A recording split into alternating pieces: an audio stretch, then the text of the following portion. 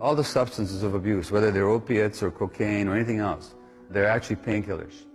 Some of them specifically are painkillers. But physical pain and emotional pain, the suffering is experienced in the same part of the brain. So when people suffer emotional rejection, the same part of the brain will light up as if you stuck them with a knife. The Eckhart Tolle says very nicely that addictions begin with pain and end with pain. So that all the addictions are attempts to soothe the pain. So when I work with addictions, the first question is always not why the addiction, but why the pain. And what you find is emotional loss or trauma. In the case of the severe addicts, as in the downtown East Side here, they were every single one of them traumatized. There's no women walking the streets here who had not been sexually abused, not even by accident.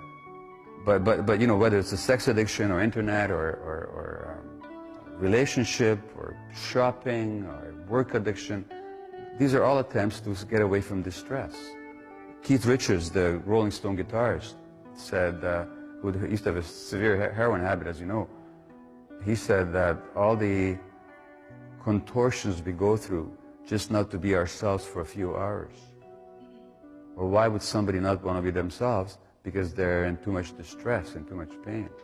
So I don't care what they tell you about genetics or any of that choices or any of that nonsense. It's always about pain. Well, the Tibetan Book of Living and Dying, it's got a wonderful line in it. Whatever you do, don't try and escape from your pain, but be with it. Because the attempt to escape from pain is what creates more pain. And that's the reality with addiction. But the question is, how can people be with their pain? Well, only if they sense some compassion from somebody. So as another teacher says, only when compassion is present will people allow themselves to see the truth. So addicted people need a compassionate present which will permit them to experience their pain without having to run away from it.